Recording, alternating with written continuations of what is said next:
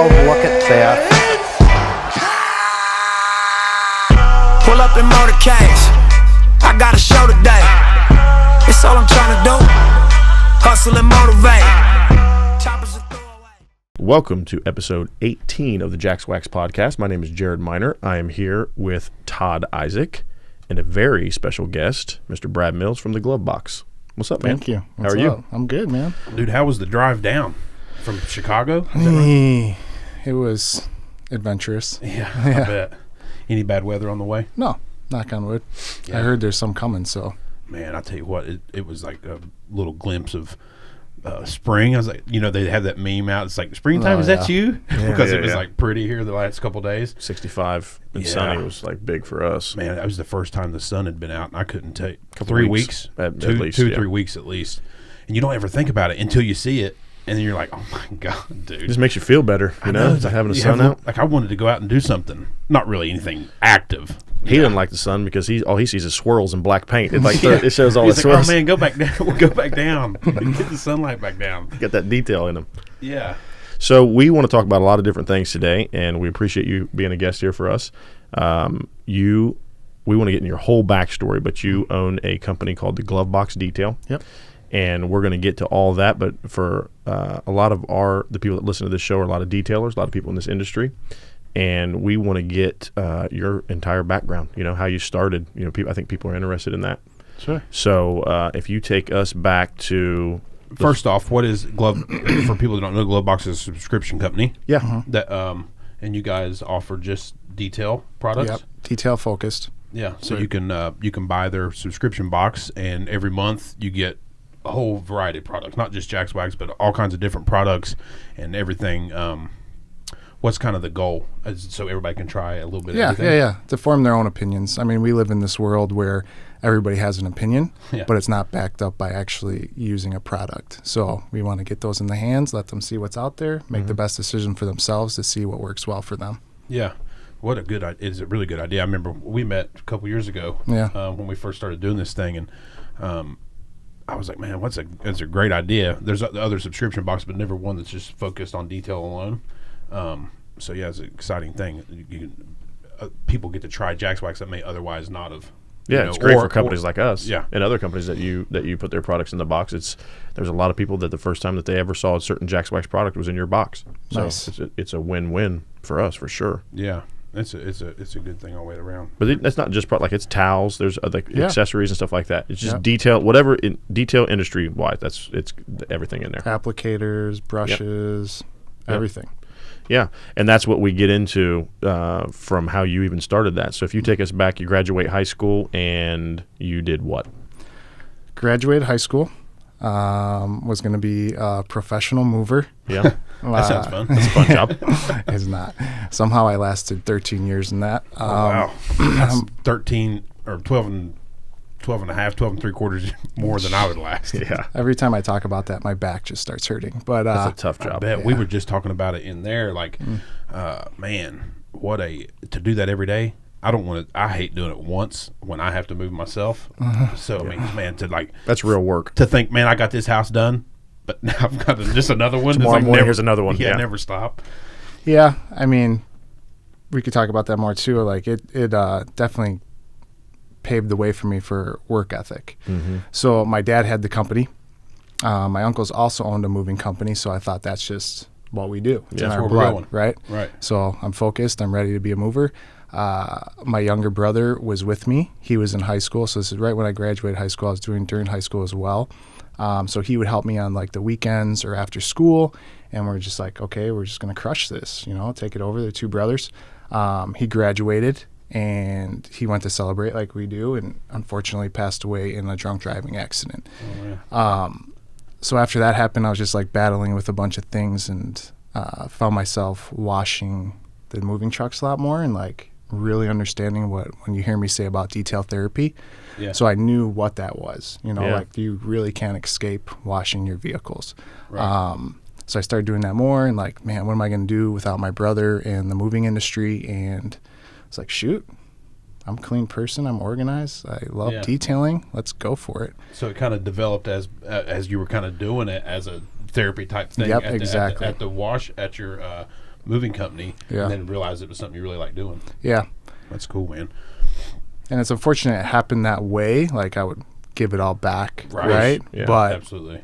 I think that, we all go through things, and sadness can really be a trigger for ambition or to make you work harder, or it can just break you. Yeah. So you have two choices, and I wasn't choosing the choice of just letting it break me. Right. So, Almost makes you like, go in that path of having to do the moving thing, and then going through what you did makes you more grateful for the what you have now. 100%. As far as having to go through it, it's like we were talking about doing different jobs at younger. It makes me more grateful that I can just work a camera or do podcasts or extended edit, or naps. Lots of naps and stuff during the day. It makes me so grateful for those now. Yeah, totally. Having to go through all that. So you kind of washing cars at your company there, moving trucks. Yep. And then how does it develop to more? So kept doing the moving and the detailing company on the side. Because when you start a company, you don't have as much work as you need to pay the bills. Sure. So doing both, and it just continued to grow, doing family stuff, went to dealerships, which kind of, we could talk about, came back full circle at this point. But started doing dealerships because they had a lot of volume. Not like the price tag that they wanted to pay for you to do the cars, and the hours you need to do them, and how quickly you need to get. And This the is about expectation. what year, roughly? 2007. 2007, yeah. So a little over a decade ago. Mm-hmm. And then started doing a lot more mobile stuff. But always knew that I was so picky. I knew that the higher end, market would be for me. But to get into those collection market, you have to know the right people and create trust and loyalty to get there. Mm-hmm. So it took a while for me to kind of find my way into my niche, which is collection management, taking care of private collections and detailing for them. But throughout the years, it was volume work, RVs, boats. Had a shop. That's how you paid your dues, was paid my dues, yeah. going through all that. Paid my learning lessons. It was, I always joke like it was cheaper than going to college, but it was a long road for sure. And that's what a lot of people don't understand. They see. I know a lot about what you do, but it's a lot of people would see. Oh, here's Brad. He's taking care of all these collections. That's what I want to do. That's the glamorous part. I want to just jump right into that. I want to go from. I want to open a detail business, but I just want to take care of people's collections. It's a lot of years of hard work that you had to go through to even get to the first collection. Yeah. And it's like a good and bad thing. So when you get to that point, not saying like I'm on the top of the list for the best details in the world, but you know what it took to get there, so you're almost scared that you'll ever lose it. So you don't really ever rest, right? You think that, I made it, I could take it easy. But you're just like, man, I don't ever want to go back to smashing ramen noodles every night. Like, so you're almost, the grind really never stops because you don't want to lose what you built. But what's also good is, if you lost everything, that you already know what it takes to start. Because you've been there before. Yeah. Like, that's exactly right. I already have the experience. If you take everything away from me, I'm knocking on doors with my buckets and washing cars. And it's something you really like doing, so you can put that effort towards it. Yeah, exactly. There's a lot of people different people to talk about it, but that's what matters. If you really like what you're doing, you can take everything and you can start over, and it's not even you'd have to change some things. Mm-hmm. But if it's really what you like doing, what's it? It's easier now, though. Right. Social media. Oh yeah, So different ball game. Internet kind of level the playing field for everybody. Totally. We've talked about on multiple podcasts what it's done for our business, what it's done for so many businesses. It's the whole deal. Yeah. We don't do enough on it. Yeah. We do more. It's like you can never do enough social media wise. Get people to know about you. We talk about it. We've talked about it here numerous times about his dad. Jack started, back then you're taking out. We were just talking about it yesterday, me and your dad, about, he's like, man, back, and I think you kind of touched on it, is back in the day you would have a business that would pop up first in the yellow pages. Yeah. That's how you named your detail shop. Yeah. Put the A in there first so I could be above everybody else. Yeah, like then run a little ad in the yellow pages. Like that sounds so. If you're talking about a guy that was starting a detail business today, it's not even crossing his mind. No way. It's not even. Well, it wouldn't even be a thing. No. But a phone book. Yeah. What's that? Who's doing that? What is a phone book? Me and your dad were literally just talking about that yesterday. He's like, they're still passing out phone books to every house. go around and you get a Yellow Pages, and nobody who's doing it. But you have, like, he's like, you think about all these businesses like A1 detailing, A1 towing, ABC, this, because A1 would show up before AB, and he told a story about a guy that had his name was something. He's like, it wasn't Abel, but he named it Abel because it was AB something. It's nuts. It's pretty crazy. So you got into, you started your own detail business. Yep. And then got into what now you do more car collections. What was the first, how did you ever get into the first, taking care of someone's, for people that are listening, that's what he does a lot of, is he goes into people's personal car collections and takes care of them, maintains them, details them, buff them, ceramic coating, whatever they may need. Do you, how'd you ever get into the first one? Business card in someone's car in the parking lot. Oh, yeah? Yeah, so I would always put business cards on people's cars if it was a nice car, or if it was a mom minivan that I knew that they needed my services. But I realized if I put them on the windshield wiper, people would kind of get pissed because they would pull away, they would stop, pull it off. So I realized if I put them on the driver door and that little rubber seal would fit perfect in there, they had to take it off. And a guy called me and he's like, yeah, I need somebody to take care of a few of my cars. And I was like, oh, I'm ready, go over there and check it out. I was like, oh. Yeah. Okay. Yeah. We're talking about some cars, but I'm not trying to have that face. Right. Like I'm a professional. I've done this before. Yeah, I've done that. Take care of mini collections. So I just went in there straight face, like, yes, we could take care of you, and probably charged way too less because I didn't know a lot about numbers back in the day. But it was more about experience and just getting into that market. Right. Got in there. Did he have some cool cars? He did. Well, what I thought was cool at the time, like some Maseratis, F430. An older Jaguar. Yeah. So you're like, man, this beats the minivan and with the pickle stuck to the glass and the and stuff. Little kid throw up in the back. But when you mention stuff like that, like for your listeners, that's a huge market. Like you could crush it in life just doing dealership volume, lot washing, mom minivans, like. That's like what you mean. It's like that steady, especially early on. You have to have, for so many guys that are starting a detail shop, it's kind of their side deal for a while until they can make it something more than that. But that volume is where they go because it's these dealerships and these body shops, whoever has this constant flow of work. Right. You got to do what you got to do. And especially in areas that we're in where it gets cold. That's what I always tell guys around here. Like the dealership work and the big accounts, commercial accounts, those are going to keep your lights on in the wintertime because they're going to keep giving you vehicles, maybe not as many, but you're going to keep getting them.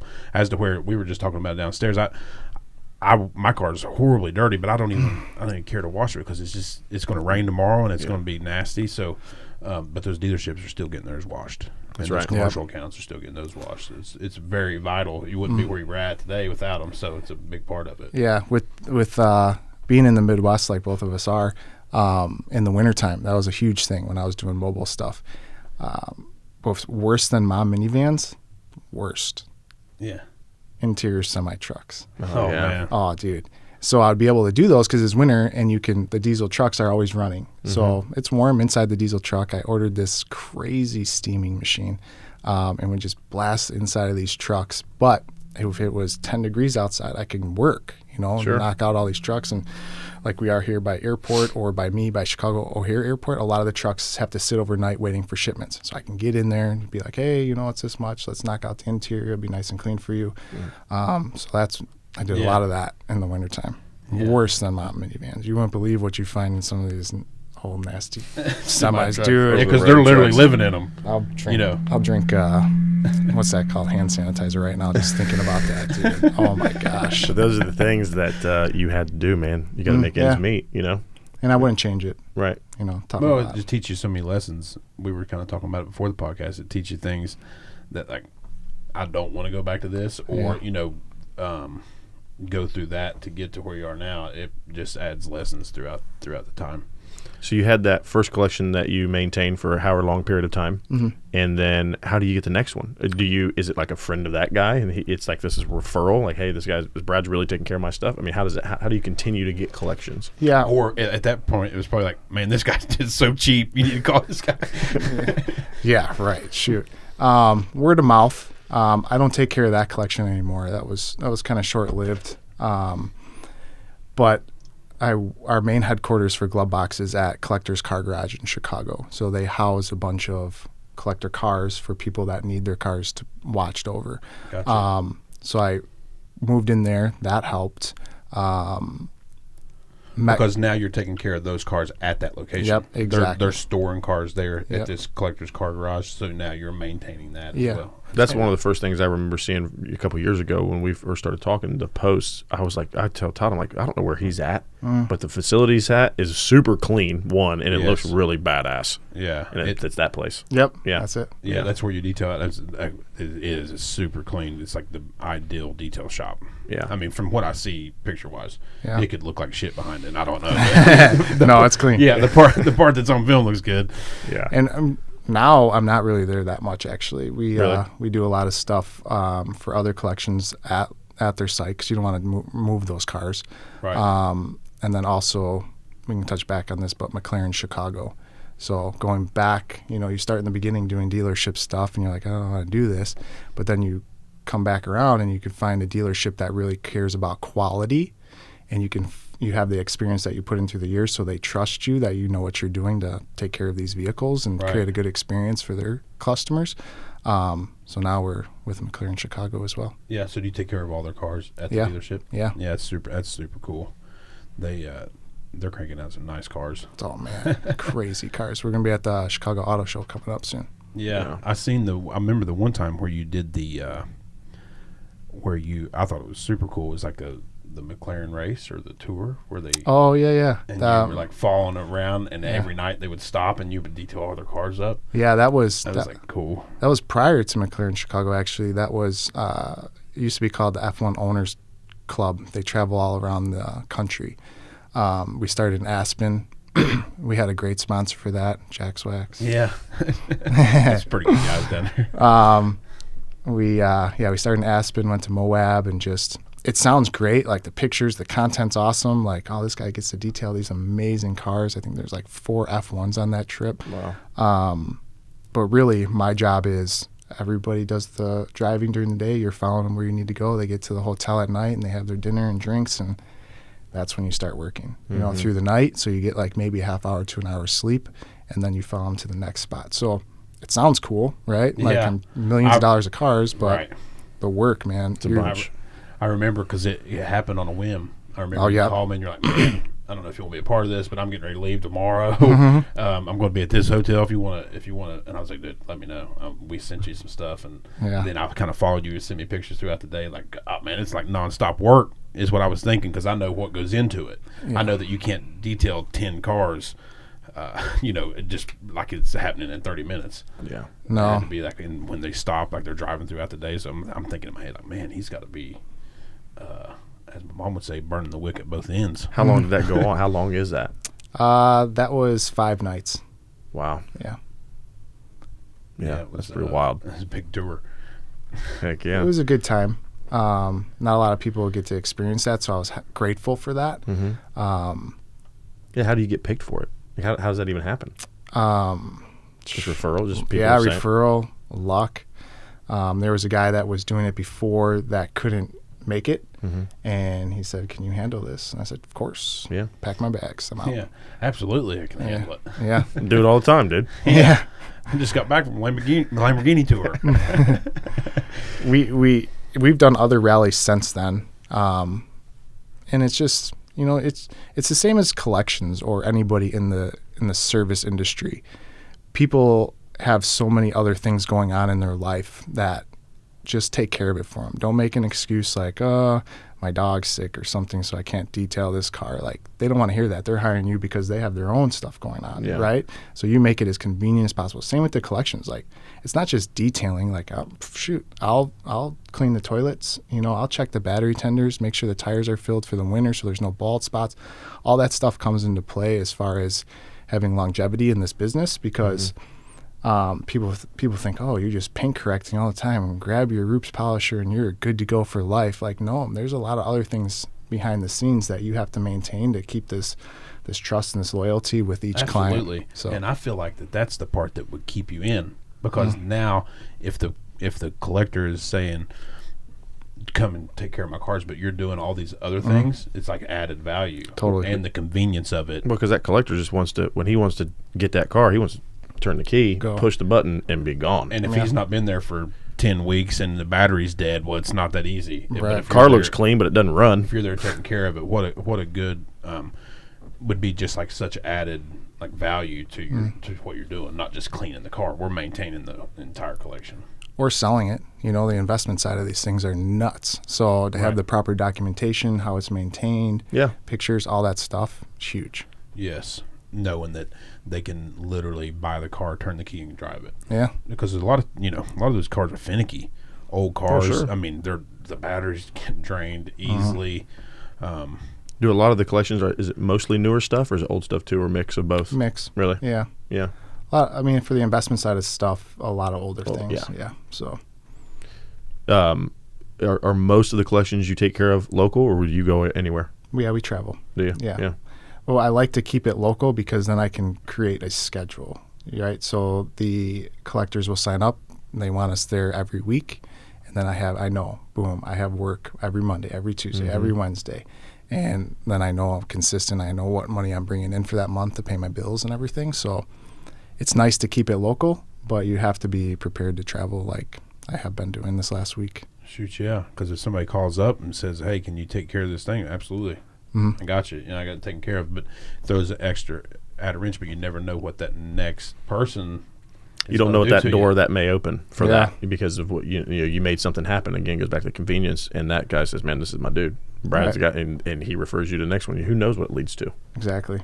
Yeah. We're getting into a world more and more where convenience is the key. Oh, I mean, it's the key to it all. And you're willing to pay for it. Yeah, that's why companies like DoorDash and all these places are making it so big, because it's just convenient. We were talking about it was a while back, like some of the things that you could see happening in the future. Like if the price was right, I could even see someone, if they gas, like come up and gas your car up at your work or whatever. People actually like, I don't even want to take time to go get gas. Like it gets that crazy. I'll pay an extra 10 whatever cents on the gallon to just come here and you come to my work and you fill it up. Yeah. You know what I mean? Like people do whatever we'll for start convenience. that now. Hang on, erase this part. Like give nobody to jump on us. It is a good idea. I mean, there's so many things, and that's why Amazon's so big. It's just convenient. Well, now they're for the majority of Columbus where we're at, it's one day. It's not even 2 days from Amazon. Crazy. It's going to be same day, depending on when you order it, and it's going to be the whole thing. And there are going to be smaller items that are delivered by drone, and all that stuff's going to happen because we want it right now. And I'm cool with that, because if you're Prime now. that guy, comedian. He's like, we do. You guys in America, you guys want everything right now. Yeah. Prime now. I want to order it and I want it in my hand. Prime now. But I think about down the road is when we're competing against, what's the average car guy that's out in his driveway that wants to clean his car? He goes to a local auto parts store or wherever because he wants to wash his car. Now, let's say he runs out of soap. Where's he going to go? He's going to go down there and he's going to grab it off the shelf. Well, if we had the ability that at an Amazon distribution center, we had that small package, whether it be soap or whatever, and that guy could get on there and it could be delivered by a drone in 2 hours, and he buys Jack's Wax instead of going to that Walmart, I'm good. Yeah. Let's do it. Yeah, it's all about the convenience. The more convenient it can be, the better. Everybody's programmed now to have, we don't wait on nothing. So if they don't have to wait on their cars to be clean, they're already done every time they do it. It's like the convenience thing is is the best part. So if you have to come to Wapakoneta, Ohio to do some cars, then that's what you got to do. Yeah, makes it convenient. So how does it get from you're detailing, you got companies started, you're detailing a lot of cars, doing some collections? How do you come up with the idea for Glove Box? Which is the coolest name, by the way. Yeah, like for what it is, it's just a great name. Yeah, what a perfect name for the subscription for your detail stuff. Thanks. So I can't take credit. So I was at the Collector's Car Garage cleaning cars, and then my longtime friend Jason stopped by, and he's like talking to me about products, and of course, like when he asked me about a product, I'm going to talk about it for hours. Yeah. And he's just like, shut up. But he's like, dude, my wife gets this subscription box for makeup, and do they do this for just detailing? And I was like, I don't think so. So I looked online, found some overseas in like the UK, and I was like, dude, let's do this. And he really is like the smart one. I'm just really good at cleaning cars. Yeah. He's a veteran. He was in wealth management, aviation. He's just a badass. Yeah. So he keeps us on track. A lot like me and Jared. I'm the smart and one. the smart one. He's just clean cars. He's mastered napping and shit like that. But yeah, he came up with the idea and we just rolled with it. And he keeps us on point. And we came up with that idea in 2017, and then the first box was launched in 2018. Yeah. So it was perfect timing because we were like, I was like, SEMA's coming up. We should go to that and meet people for this, and went out and created those relationships. And I think a lot of people felt comfortable with us because, one, I'm not just throwing anything in the box. Like, we're curating it in a way where things work together, right? Like, I'm not giving them the tire and trim gel without an applicator to use. Right. Yeah. Not just trying to get a bunch of miscellaneous stuff. Right. You're trying to make it make sense. Because it would be frustrating if you get that tire and trim gel and then you're like, well, what do I put it on with? Yeah. Like now they have to go out and buy that. How am I going to use it? Right. Yeah. So we made sure that was in place, and it's just an experience we wanted to give. I mean, it's weird, right? We were just talking about people want everything now, but there's this part of us that's like the hype of waiting for something. So that monthly subscription of this definitely. monthly mystery, they're just like, even though they want everything right now, that kind of is like, shoot, I want this. Builds it up a little bit. Yeah, totally. There's a I build wonder up. what I'm going to get this month. Yeah. It's like different. I can definitely see. So when you had when you guys decide, man, we're going to start this thing, do it. Did you go to SEMA before you ever released a box? Yep. And kind of met some connections, did this and that. Yeah. And then you went to promote it. Like when your first, always like to get like the beginning. We've had people before, then that the first month have 10 boxes, and then now it's to 200 boxes. Or like your first month, did you have some people subscribe? Yeah, we did, and we knew we had to reach out to like some influencers and some friends I knew in the detailing industry. What helped us was when we went and met people like you guys. I have a background in it, so like I've done everything from mobile detailing to collections and minivans, all that stuff. So I had knowledge on what to use, and I was successful in that. So I wasn't just throwing it in there and just hoping your product makes it. Like I knew how to speak about it. Yeah. And then we also have my friend Jason there that's just like so on point with things with his military background that they knew it wasn't going to fail. But from a business standpoint, I knew that you just have to grind through those first 3 years and just be prepared for anything and be ready to pivot. Like we just recently pivoted for January for full-size products. But everybody caught on to that, and I think this industry is looking for a lot of authenticity because there's a lot of fakeness.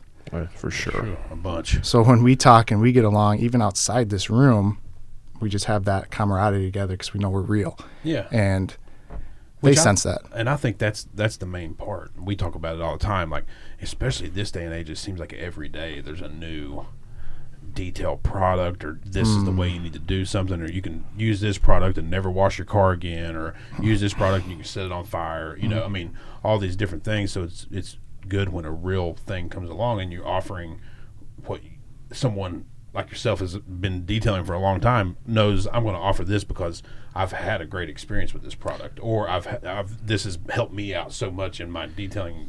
Well, and from an authenticity standpoint, you're not being paid to put these products in there. These are products that you say, "Well, I know this works." Well, not yet. I mean, we'll get there. Yeah, okay. Oh, is that what you want to talk about later? Yeah, please. Okay. But these are products that you've used before. You're not. The point is, you're not going to put a product in there that doesn't work. Right. That's a bad reflection on a glove box. Yeah, but I also have to keep an open mind. Like, okay, am I using this product in what I'm currently working on in collections now? Maybe not, but I did use it when I was working in my house, my garage, or when I was doing mobile stuff or in direct sunlight. So I have to take a step back sometimes and think, well, what would this person want that is just working in his garage and just wants some stuff that looks cool on his shelf and actually performs? So Right. I have to put everything in there. Yeah, it's not like you can just offer the high end stuff that you're using daily. You have to kind of open your like somebody, like you said, like somebody just detailing at their house would use, or would like that tire dressing applicator, and the tire and trim gel. And not everybody's gonna do it the same way I do. So even if I don't like it, they might love it. So just getting all the products into their hands. Yeah. Yeah. And what you're saying, that pivot, what you mean is for the first couple years or maybe 18 months, whatever it was, everything in the glove box was like 2-ounce bottles or sample size products, right? 2 to 4 ounce sizes. Yep. And now it's full size. Yep. Yeah. So we did a 500-person survey. Just wanted to hear what they wanted, and everybody wanted full size. Majority wanted full size. So made that switch. So now the glove boxes are full size products. Did you have to change the actual size of the box, or you have to change all kinds of different stuff? That's a whole thing in itself. Shoot. Yeah, the box. I mean, that wasn't too bad. That first shipping invoice, that kind of threw me off a little bit. Yeah. Oh, wait a minute. It used to be so much cheaper. I know. Like, should we start a shipping company? Maybe. But, I mean, that was the shipping because the weight size went up. Yep. But we want to make it convenient, too. So currently, we aren't charging shipping for the lower 48 states. So when you buy the box. That's cool. I didn't know that. Yeah. Really? So let me, just so we can give the listeners, people that maybe are interested, what's the subscription cost? If somebody's never heard of Glove Box and they wanted to start today, what's the process? So they go to gloveboxdetail.com, sign up, choose if they want to do monthly, or 3-month subscription or 6-month subscription. They can also go back in our shop and buy pass boxes, or what we have is BYOB, build your own box. They want to curate it themselves. But our main focus is the subscription. So go on there, gloveboxdetail.com, sign up for the subscription. It's $34.99. But that includes shipping, you're saying? For lower 48 states. Yeah, so right. They get $34.99. They get the box. They get the box every month. Yep. Five products. You want one? I'm gonna get you one for Christmas. I wish you would next year.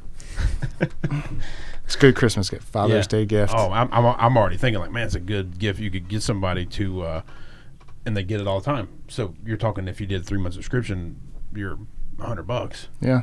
It's at a low enough price that it's not. It's I'm assuming it's like a recurring thing. Their card's just charged every single month, and it's like almost out of sight, out of mind type thing. As long as the box creates value, you're gonna keep them. Yeah, and they don't have to go to the auto parts store somewhere and be like, don't even know what to get. Like, I'll do that thinking for them. Here, try this out, see what you think. And if you subscribe now, there may be some Jack's Wax in there, March-ish somewhere. I brought my hatchback. I mean, fill that thing up. That's cool. Awesome. We can do that. Yeah. And then, so when you look at different areas of the country that you sell more to, like, do you have markets that you're trying to reach? Is there places that you like have a stronghold in, or do you get into the whole analytics of that, of where these boxes are being sold mostly? Jason is really into that, the numbers and who buys more, what state. Obviously you have to think about it because California is a big state, or Texas is a big state, and they're in warmer climates than we are in the Midwest. Exactly. But they can also benefit from waterless washes, right? So during these months, Midwest, I'll be like, I'll put a waterless wash in there because the people that are getting it in the winter months will benefit from that. But if it goes to California, Texas, or Florida, or anywhere down south, they could still use that. Perfect for their car show or something, easy cleanup. So it doesn't really affect us as far as the weather because detailing makes it through anything. So we just try to think of it as, if I'm doing it myself, I might buy a little bit more waterless wash in the winter months. Yeah, I'm just curious because we always look at the things like where we sell all these different states and like what's our top 5 states that we sell to, and 3 of those top 5 are warmer weather. California, Texas, and Florida. That's just because year round you can you can detail your car. That's right. Like what you're saying, when your car's dirty today, do you really want to go out and clean it? And not really, because it's going to be 30 tomorrow and rainy and crappy, and they're going to put salt on the road if it's ever going to snow. And it's just What's it like in San Diego right now? Yeah. Sometimes I like to drive my car through a touchless just to knock all the crap off, bullshit off, or crap. Yeah. But other than that, man, it's like I don't get into it. But I love to have my car clean. Oh, of course. I mean, that's the thing. My like thing. If you're into that, my car to be clean, and I mean, when I drive around, I want it to be clean. But there's nothing like getting in that freshly clean car. It's just it's a whole deal, man. Yeah. Especially the interior. That's what I mean. Like you just and mine's smacked right now. Mine gets there. What are you doing later? I got a contract coming up with Todd's collection. I'm ready. Do my collection, one car. I'm ready. I saw your car. We need that rap star. I know. Yeah. It does. It needs a lot more than that right now. It needs freaking steamer on the inside. It's like one of them semi trucks she was talking about. Oh no, on the inside right now, it's rough. Not really though, but I mean, to me it is. It's just you get in and out of it. It collects, stuff from salt and floor mats. It's black, all black on the inside, so every little thing shows up too. Yeah. Did you have any moments that throughout the process of starting Glove Box that were hurdles or significant as far as like one instance or an aha moment that was like, man, this is really going to take off, or an influencer that got involved, or somebody that you sold a box to that was a moment of like, man, this is going to we got something here. It's going to work. Yeah. Well, we were pretty confident from the beginning without anybody's feedback, just based off the market. But we did a video with Pan the Organizer, Jimbo Balaam, Matt from Assess Garage. When I first started, I was like, dude, help me out, like get the word out there. He's like, man, people are going to know. They know I don't like trying new stuff until I figure out what I like for myself. But he's like, okay. He put a post out for us, which helped. All those guys have a pretty good reach. Yeah, totally. Luke Wilson from Wilson's Auto Detailing. Yeah, there's been a bunch. That's cool, man. Yeah. The purist in the industry, like we were talking about before, like there's a lot of people that are like competitors. Like it's really not a competition, right? We're all in the same group together. Yeah. Like when you're younger, you hang out with people that like the same things you like. Yeah. So why wouldn't we all hang out together and benefit from it? So like these influencers, like they get it. Like we're all on the same, doing the same stuff, or all the manufacturers that are in the box. Like that's one thing I do have to say about the manufacturers that choose to be in Glove Box. They're confident, right? Like you guys are confident about your products. It's great to see whoever else is in there, but your stuff is good and you're not afraid to be in there. So yeah, never have thought twice about there being something else, other competitors in the box. That doesn't register with us. We want you to offer Jackswax and get people to try it, and hopefully it brings people to you, and it brings people to us as well. So we fully realize there's a bunch of other great products out there. Totally. Yeah. It's not like we sit here and think everybody else's stuff sucks. There's all kinds of good products and good people behind them. That's the thing that we always focus on. Like, there's a lot of companies, man, and we know a lot of the people that work at different places, and man, they're good dudes. Totally. So that's the part that matters. There's enough out there for everybody. There sure is. You just gotta. We always just focus on ourselves and try to make the products as best we can, and make some relationships along the way. That's what the relationship part is. What's like the coolest part, man. Yeah. We meet so many people, just like you're talking about, like the people that you've met because of Glove Box, or the people I've met because of Jackswax, that we meet all the time going to these different places. Like, those are the things I remember. I don't remember like, oh man, we sold 16 bottles of this guy. I remember like, man, that guy was cool, or That's right. I met you through it. I mean, it's never ending. That's the coolest part. I think about on the back end on like what you do as a company, and just something that would cross my mind is it can't be an easy thing to generate that box every single month and to have good products every single month. Like that's a lot of work, just creating a monthly box and making it different each time, and creating that value for your customers so they don't say, well, I didn't really like this and I'm not going to continue to subscribe. That's work. Yeah. And getting ahead of it. It's not like you every single month say, okay, let's get something ready for next month. Like, you have to be months in advance. Yeah. Right? Yeah. I mean, like we were talking about, there's a lot of products out there, so there's a lot to choose from. When you have a subscription company, you don't realize how fast the months go by. It's crazy. Man. People are like, it's just 12 boxes. It's just 12. But man, you've been cool. Yeah.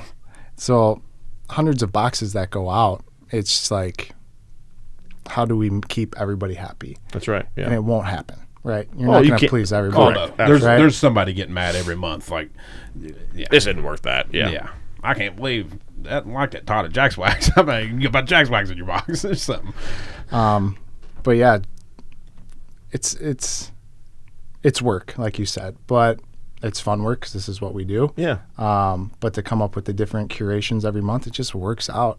That's cool. I was thinking about that. It was like, man, thank God. Like every month, like the next month, I'm like, okay, we need to get 2 months ahead, 3 months ahead. And I'm thinking, what can I put in that box that's different? And just like, I don't know, I'm out of ideas. And then all of a sudden it just comes together. Something happens. Yeah. That's cool. Well, and you've opened it up now because you're doing the larger style or largest size bottles and stuff. So you've even opened it up more, really. Has the feedback been good switching to the larger? Oh yeah, Because you've only done one, right? It's only been 1 month. January was the So, first one. Well, February just went out. People will probably be getting those soon if they haven't got them already. Oh, so that's the other question. So when do you ship the boxes out? First of the month. Oh, cool. Yeah. Yeah.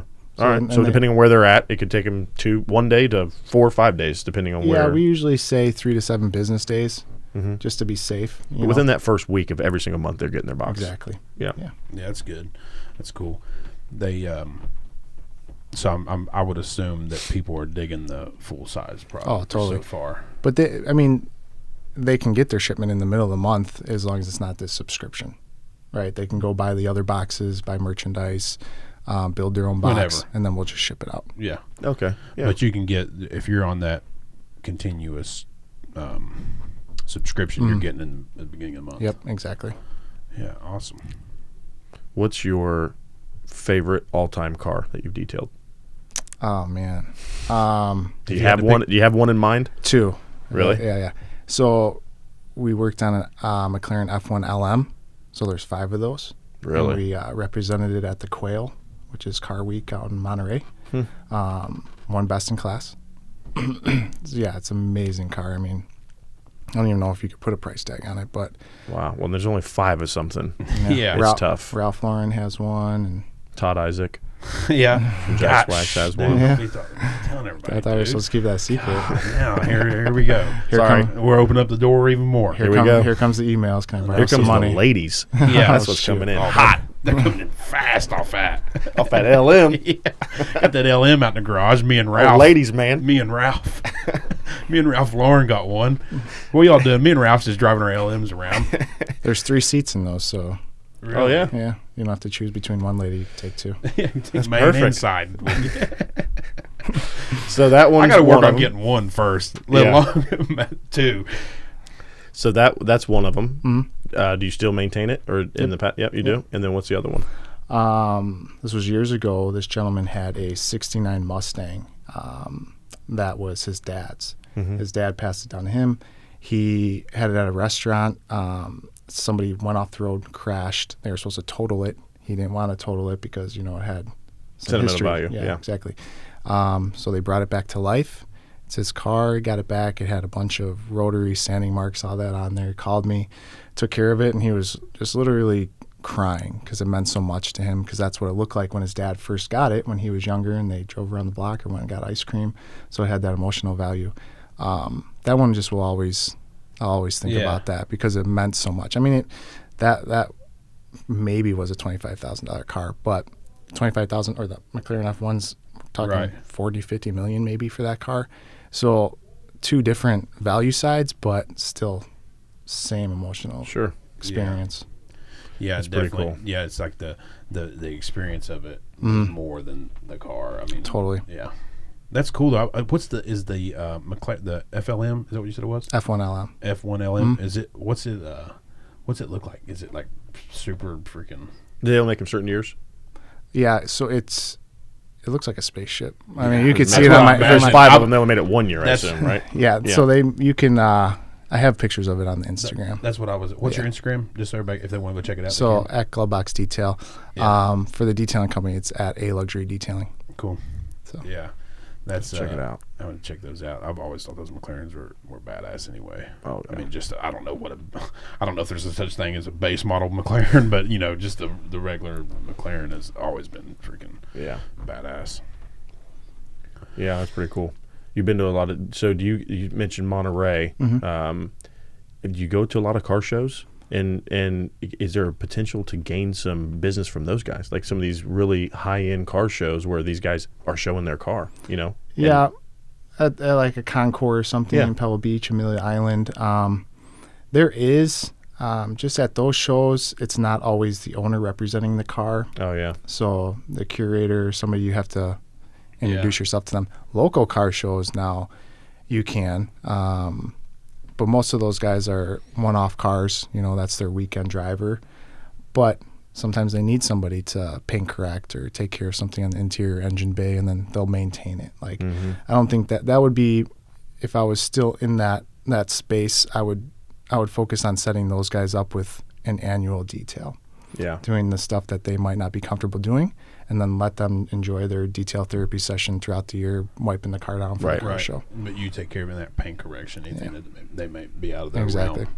Like in the beginning, that's really, we did this event in the beginning. I think this was like in 2010, 2012, I don't know. But it was called Rise and Drive, and it was at Soldier Field, and there's a lot of exotic cars. Cool. I bet that was a cool freaking. Yeah, it was awesome. Yeah. But that's where I met the guy, one of the investors for Collector's Car Garage. So you just never know, at these local car shows. You're exactly right. It's happened to us too. We've met people that ended up, our very first distributor that we ever signed up, we met at a car show. Yeah. So that's one thing I express to our distributors and potential distributors that are inquiring about becoming a distributor. It is a lot about that show and the dollars to what you've spent to what you take in, because you got to operate. But it's not all about that. It's about the people you meet at that car show that now they've bought the one bottle from you, but they've told 10, 15 of their friends that are now all buying from you over a course of year, the next few years, or the one guy that you meet that is now, buying your stuff all the time or using you as a detail shop, because a lot of our guys have detail shops. It's not just about the dollars you make that. It's hard to measure. Yeah. It's not measurable, what you're getting from a car show. Right. Or the one detail that you did 10 years ago that now that person has who knows what, or you meet the collector car garage guy, or we've seen it for SEMA, for example. We'll end up getting business off of something we did at SEMA 2 years ago, because that person happened to see it. So it's not even that, like, if you look at, well, did we sign enough distributors at SEMA? Was it successful? Was it not? It's always been successful for us, but even down the line, you just never know what comes from it. So it's the same thing with these car shows that we're doing. You make a good point to these distributors. You just never know. You never know who you're going to meet. You never know the opportunity that's going to come to you. And that's why you just keep plugging away. We've done so many car shows in Chicago. So our largest distributor is in Cedar Lake, Indiana. And he does a lot of shows in Chicago. Did he tell you the story about when I met him? No. Oh, okay. So he'll do a show, let's say at, is it the Rosemont? Yep. So there's multiple shows he does, but Muscle Car Nationals, for example, is one, right? And you go through the first year and you sold whatever you sold. Well, you've been doing it for 10 years, and now that show is like one of the biggest shows. That not necessarily that one, but you know what I mean? Like you build and build and build and build, and that's why when we gain these distributors across the country and they do these car shows, like maybe the first time you do that car show, it wasn't that great. And you got to pick the ones that you win or you lose, and some of them you say, well, it wasn't worth going back to. But if you said that about all of them, well, then they would never turn into that show that in what is now really, really good. Right. And you may not meet that guy that buys all kinds of product from you now, or is now, it's just, you can't measure it, of all the stuff you can gain at those shows. It's not just about I spent X and made Y, Yeah, right. Exactly. That is a part of it, because you don't want to go there and not make any money. You can't lose money and continue to operate. Right. Yeah. But, man, there's so much more goes into it. That's why, like, being out there, we go to shows a lot around here that dollar cents wise it doesn't really make sense, but we go because we want to be out there and see people and get to know them and this, that, and the other, and all the relationships you build through it. And for us, it's a lot about just the exposure thing, because we've talked about it multiple times in all these podcasts. We just didn't sell to the general public for the first 18 years of our business. So even here locally in Columbus, how many people do you hear that come in the showroom like, I had no idea you were here? This is where we're at. And have been for 27 years. This is where we're at, and they don't know. And have no clue. And even have people be like, man, I've been buying your stuff forever. I didn't know you were right here in Columbus. Yeah, that happens. That happens more than you would think. They come to the showroom, and we're like, you're just buying our stuff online, seeing something, and didn't even know we were here. All the time. So that's why you just got to push and push and push. And be out there in front of their face. You can't be out there enough. Can't post enough. Can't, enough content. You can't be out at shows enough. It's just if you're really wanting to make it successful, which you guys have. I mean, as far as being out there and get it. Yeah, you've been in business for 2 years, right? Mm-hmm. And like you're saying, that first 3 years, that first 2-3 years is going to be the toughest. Oh, yeah, totally. There's so many people that don't make it because it's hard. And if you can get through all that, you've got something, Yeah. What are the plans for Glove Box? I mean, how far in the future do you think? You've gone to the bigger size bottles. Do you plan on offering different levels of subscription at some point? Is that ever a thought? Yeah, it is. I think our next focus will be on curating kits you know, like a wheel kit, interior kit. We have some now, but we want to put a little bit more thought into those. So just like a total package for somebody. And if they wanted to buy all of them, like just one main package, make it simple for them. Yeah. You know, this is what we use. See if you like it. Yeah. But before I forget, you're the guy in Indiana, was it? Oh man, I was at the Rosemont show and he knew how to sell. I walked up to his booth. His wife was there. He had like an old classic car. Yeah, probably one of his. He's got some old classic like cars. a Bel Air, like a black Bel Air, I think, or something. So it's probably a friend of his. He's got a '69 Camaro that's really, really nice. Okay. Like off the hook, and a race car. But no, if it was a Bel Air, it was probably just a buddy of his or something. Okay. So I walked up to him, looking at all the products, and I'm talking to him, and my wife was next to me, and he just grabbed the citrus and the aerosol can, went right by me, gave it to her, and he's like, "Oh, try this in your kitchen and stuff." And then I tried to intervene, but he was like, he was already he locked knows in. if you sell the wife, She's running the show, and she did. She used it on the kitchen and freaking loved it. And she like, "Did you get some more of that Jack's wax for the kitchen?" I'm like, that guy knew, man. That guy knew. He knew right off the bat. Yeah, he's you talk about a go-getter. He's doing 40+ shows a year. Wow. So it's unbelievable. And travel all over the country, from Cedar Lake, which is probably within an hour or roughly an hour from Chicago, in that range. And he'll go anywhere. Nice. Myrtle Beach, Arkansas, California, doesn't matter. He's the prime example of you don't just judge it off the one show. He goes and does, and he has some that, it rains, but you got to look at it collectively, not just at that one. So he's nonstop, man. That's like the poster that we would say, like, this is how you do it. He's the example. This is how you do it. He goes and gets after it. I mean, nice. More than I could. I mean, he's nonstop. He may pack up on a Sunday and be headed. He's from lives in Chicago or Indiana, but and then be headed from Myrtle Beach to Syracuse. All different places. He doesn't care. But he's out there in front of it. That's that old school hit the pavement and go method. That's right. He's got that for sure. He's in Indianapolis this weekend. There's either Autorama or some show, indoor show this weekend in Indy. Nice. But he goes. A lot of people don't think that car shows are real prevalent right now, but he'll have. He's back to back for probably 6 weeks straight, just all over the country. Mostly indoor stuff, but there's one in Chicago coming up, and then Myrtle Beach, all over. So. He just starts. His only downtime for car shows is December and like the first part of January, and then it's 10 and a half, 11 months, never stopping.